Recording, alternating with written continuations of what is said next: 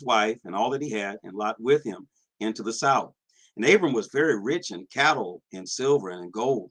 And he went on his journeys from the south, even to Bethel, unto the place where his tent had been at the beginning, between Bethel and Hai, unto the place of the altar which he had made there at first, And there Abram called on the name of the Lord. And Lot also, which went with Abram, had flocks and herds and tents. And the land was not able to bear them, that they might dwell together, for their substance was great, so that they could not dwell together. And there was strife between the herdsmen of Abram's cattle and the herdsmen of Lot's cattle. And the Canaanite and the Perizzite dwelled then in the land. And Abram said unto Lot, let there be no strife, I pray thee, between me and thee, and between my herdmen and thy herdmen, for we are brethren. Is not the whole land before thee? Separate thyself, I pray thee, from me. If thou wilt take the left hand, then I will go to the right. Or if thou depart to the right hand, I will go to the left. And Lot lifted up his eyes, and behold, all the plain of the Jordan, that it was well watered everywhere, before the Lord destroyed Sodom and Gomorrah, even as the garden of the Lord, like the land of Egypt, as thou comest unto Zoar. Then Lot chose him all the plains of Jordan, and Lot journeyed east, and they separated themselves the one from the other. Abram dwelled in the land of Canaan, and Lot dwelled in the cities of the plain, and pitched his tent toward Sodom. But the men of Sodom were wicked and sinners before the Lord exceedingly. And the Lord said unto Abram, after that Lot was separated from him, lift up now thine eyes, and look from the place where thou art northward, and southward, and eastward, and westward. For all the land which thou seest, to thee will I give it, and to thy seed forever. And I will make thy seed as the dust of the earth, so that if a man can number the dust of the earth, then thy seed also be numbered. Arise, walk through the land in the length of it and in the breadth of it, for I will give it unto thee. Then Abram removed his tent and came and dwelt in the land of plain of Mamre, which is in Hebron, and built there an altar unto the Lord. Genesis chapter 14. And it came to pass in the days of Amraphel, king of Shinar, Arioch, king of Elasar, Chedorlaomer, king of Elam, and Tidal, king of nations, that these made war with Bera, king of Sodom, and with Bersha, king of Gomorrah, Shinab, king of Admah, and Shemaber, king of Zeboim, and the king of Bela, which is Zoar. All these were joined together in the valley of Siddim, which is the salt sea. 12 years they served Chedorlaomer, and in the 13th year they rebelled. And in the 14th year of Chedorlaomer and the kings that were with him, and smote the Rephaim in Ashtaroth Karnaim, and the Zuzims in Ham, and the Emims in Shaveh Kerithaim, and the Horites in their Mount Seir, also unto El Paran, which is by the wilderness. And they returned and came to En Mishaphat, which is Kadesh, and smote all the country of the Amalekites, and also the Amorites, and dwelt in Hazar Sin Tamar. And there went out of the king of Sodom, and the king of Gomorrah, and the king of Admah, and the king of Zobim, and the king of Bela, the same as Zoar, and they joined battle with them in the vale of Siddim, with Chedorlaomer, the king of Elam, and with Tidal, king of nations, and Amraphel, king of Shinar, and Arioch, king of Elasar, 4 kings with 5.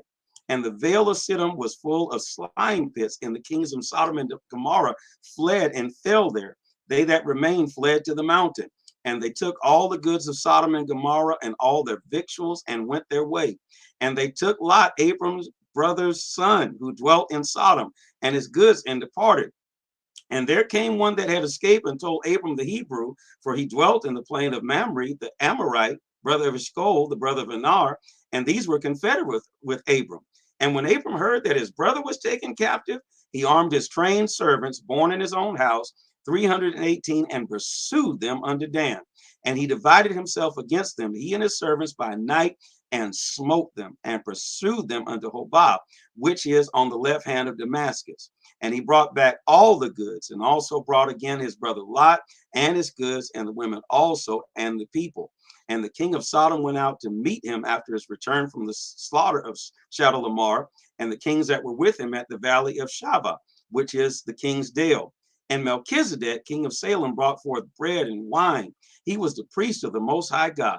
And he blessed him and said, Blessed be Abram of the Most High God, possessor of heaven and earth, and blessed be the Most High God, which hath delivered thine enemies into thy hand. And he gave him tithes of all.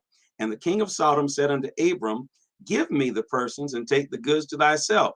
And Abram said to the king of Sodom, I have lifted up mine hand unto the Lord, the most high God, the possessor of heaven and earth, that I will not take from a thread even to the shoe latchet, and that I will not take anything that is thine, lest thou shouldest say, I have made Abram rich, save only that which the young men have eaten, and the portion of the men which went with me, Aner, Eshcol, and Mamre, let them take their portion.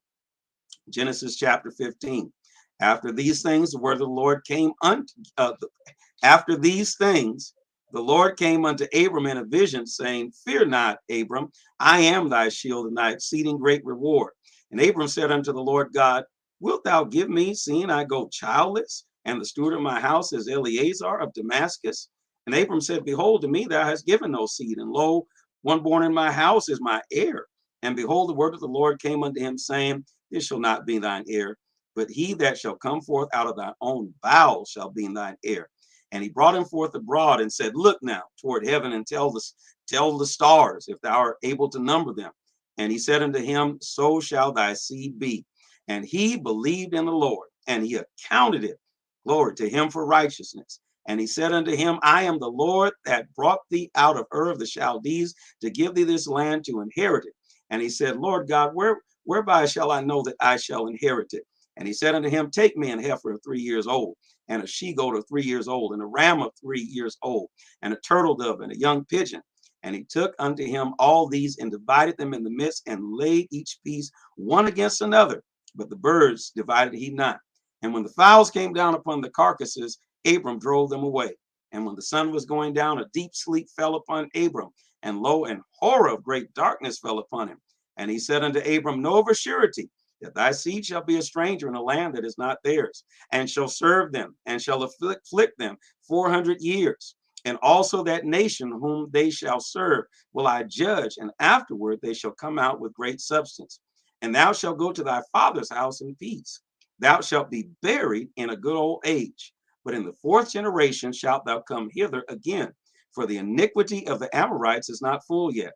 And it came to pass that when the sun went down and it was dark, behold, a smoking furnace and a burning lamp that passed between those pieces. In the same day the Lord made a covenant with Abram, saying, unto thee, thy seed have I given this land, from the river of Egypt unto the great river, the river Euphrates, the Kenites, and the Kenizzites, and the Cadmonites, and the Hittites, and the Perizzites, and the Rephims, and the Amorites, and the Canaanites, and the Girgashites, and the Jebusites. Genesis chapter 16. Now Sarai, Abram's wife, bare him no children, and she had a handmaid, an Egyptian, whose name was Hagar. And Sarah said unto Abram, behold, now the Lord hath restrained me from bearing.